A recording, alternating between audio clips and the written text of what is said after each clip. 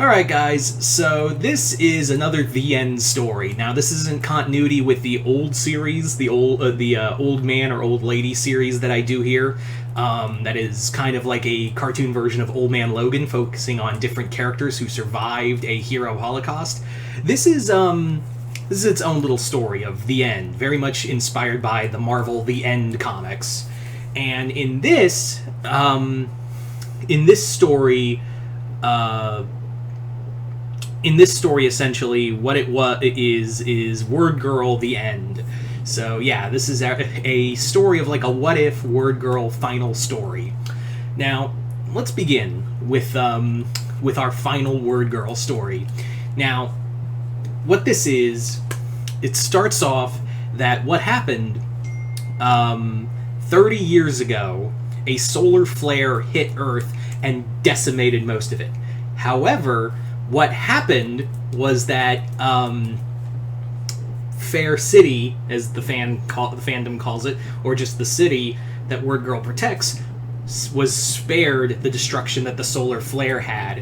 Why? Because Dr. Two Brains detected the solar flare coming, and he went right to Wordgirl and the other villains, was like, this is going to destroy us all, we need to work together. So Wordgirl and the villains actually all work together to protect the city and keep it like a power supply going, and managed to protect it.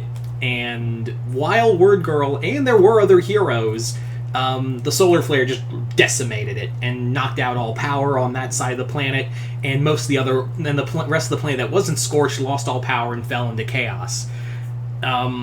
Fair City then became, in the 30 years since the solar flare, it's become a utopia, a safe haven for refugees, and kind of like an Eden where it's like the place where everyone wants to go in most post-apocalyptic stories. It's like the Eden everyone wants to get to. So it's kind of like that, but imagine if like it actually, like, we already are there. Like, that's the idea, is that imagine like we're already there, and instead of searching for it, we're already there, and kind of focusing on what happens when you do get there.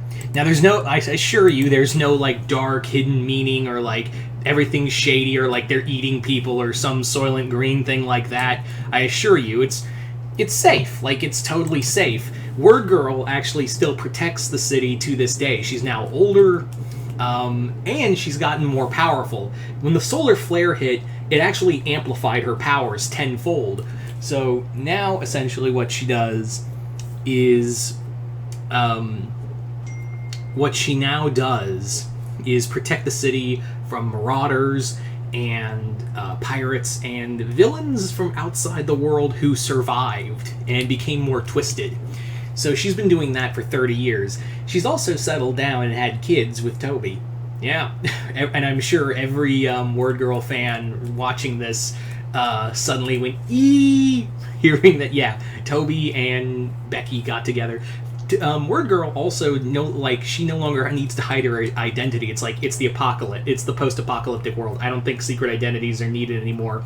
So yeah, Becky now is known as Wordgirl, and she's known to everyone. She's actually now the leader of the town. She's now like seen as their protector and leader.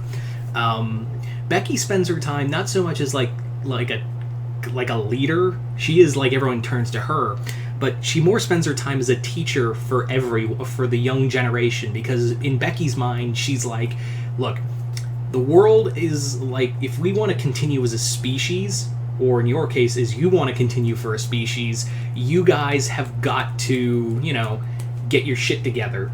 So I'm going to teach the youth of the generation to be better than the last one.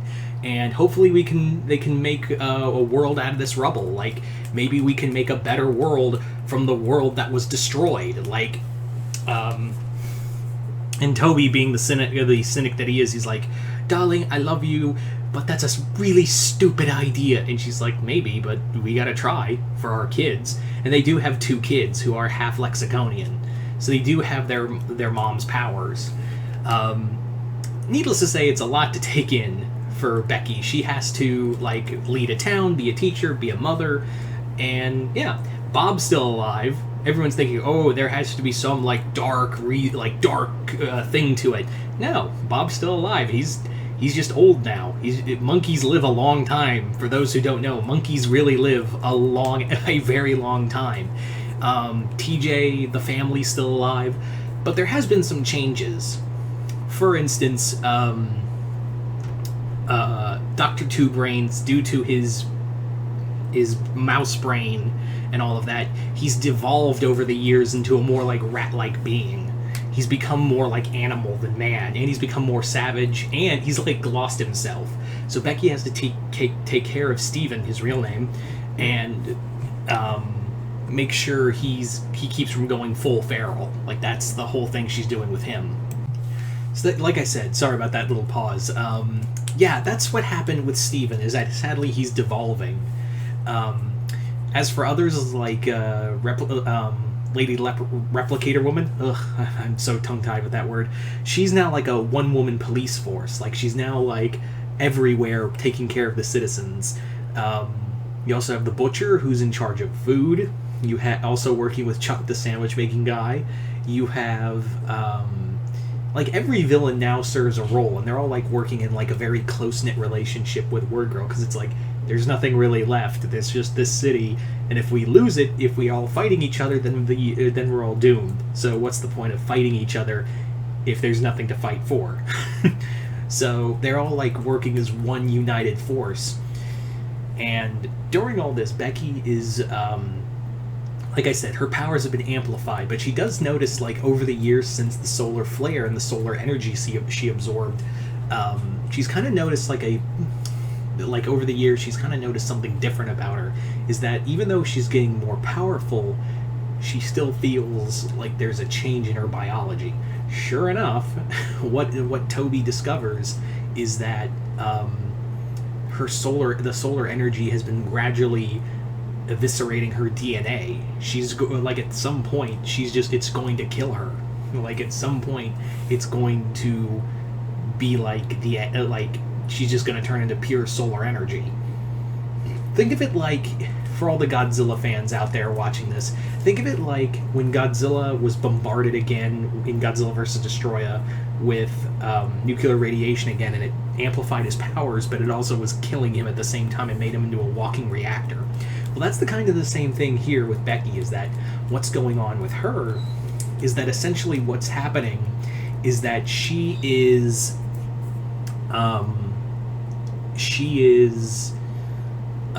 becoming a walking solar storm. She's slowly becoming at one point, she's just going to become a walking solar flare and scorch the planet. And she's like, oh god, I can't do that. and they don't know if there's a cure or not, because they're only working with so much material. But they're trying to find a way to work around it. And she's like, if I don't, I'll destroy what's left of the planet. Like, there'll be nothing for the kids. There'll be nothing for our children. Like, she's more concerned about what's left of the planet and preserving the Earth, what she considers her real home. So, obviously, her family, her husband, her kids are all upset, but she's more upset of, so she kind of comes to it as, if we don't find a cure or anything, I'll just leave the planet and go somewhere else and just go off there. Like, I'll fly to Mars and just go full, and just turn into pure solar energy or something. So now that's what the crux of the story is that she's Becky is slowly kind of coming to grips with that mortality. But there's also a problem with that, because Miss Power showed up again. Yeah, Miss Power came flying in and is like, I need to find Wordgirl now. She's not even aware that the planet's scorched, and she's like, Wordgirl, we gotta talk. And she's like, I beat you before. I'm 3 times as powerful now. So, well, I'm not. I don't care what you have to say. Get off my planet. And Miss Power goes, you need to listen, because someone is coming who is gonna wreck you, and they've been waiting to get you for a long time. And she goes, who? And she's like, my old boss. So Miss Power explains that she was not really a planetary bully. She was the herald of a very powerful being, an original villain I created called Omnicrona. Totally ridiculous name. I know, totally ridiculous name, but this is a ridiculous story. So Omnicrona is a mixed, kind of like a mixture of like Galactus mixed with Sailor Galaxia.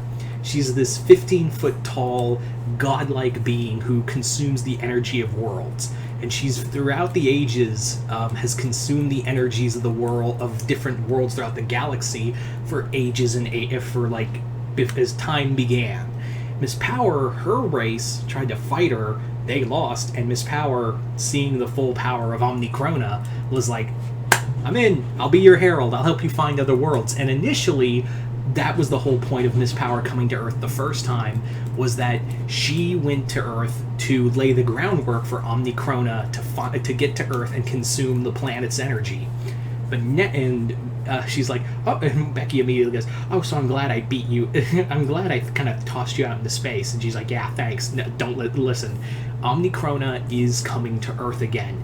This time because she's heard about the great Wordgirl, and it's not so much destroying the planet, it's more about destroying you and then to killing the planet. Because, yeah, your planet is dead, but, like, it doesn't matter to her. She just kind of wants to wreck your world for the fun of it. She's just evil. So now, the people of Fair City have to get ready for Omnicrona. And when Omnicrona arrives, she's like this 15-foot tall woman. I kind of imagine like a silver costume, like a female version of the Galactus suit, only silver. And she's like, bring me your champion. I am the destroyer of Lexicon, and so long as one Lexiconian lives, so shall their legacy, and that is nothing I cannot abide. So Becky and Omnicrona fight, and it is, imagine like Superman clashing with like Darkseid. Like, it's one of those level of fights where it's like a Superman Darkseid fight. The two just battle it out. The villains try to help, but she's like, no, you're gonna get yourselves killed, leave it to me. And as the more she fights, the more like her powers kind of overwhelm and become like more energy. And Wordgirl like gets away from the fight, and she goes to see her kids and her husband and goes, look, there's not, I can't do this. Like, I'm gonna go off. So I think I know one way to stop her and to save all of you. So she tells her children goodbye. She's like, you're Word Boy and Word Girl now. You know, take care of yourselves. She tells Toby, I love you. And then uses all of her power. She's becoming pure solar energy, grabs Omnicrona and just blasts off into the galaxy, right into the sun. And she's like, you want to see power? Let me show you. And she just slams Omnicrona into the sun as she's becoming pure solar energy and just annihilates her. So after that, we fast forward to 5 years later, and Wordgirl's kids, who I forgot to mention. I forgot to mention their names. Silly me. Their names are Tommy and Tamia. So Tommy and Tamia are now Word Boy and Word Girl, and they now protect Fair City and help kind of expand it. They expand it into a utopia across the world in this new world. It's not like some bleak ending. It's more like, yeah, Word Girl sacrificed herself to save us all, and we're going to continue with that legacy. In fact, at the end, there's this giant statue at the end with Word Girl when she was younger, just as a bronze statue, kind of like the Superman statue after Doomsday killed him. So it's like that. So there you go, there you go, guys. That is pretty much my Word Girl the End story. You guys tell me in the comments below. What did you guys think of it? Comment below, let me know. As always, if you haven't already, hit the link below. Head on over to my Patreon. Other than that, I'm Mr. Multiverse. I'll see you next time in the Multiverse.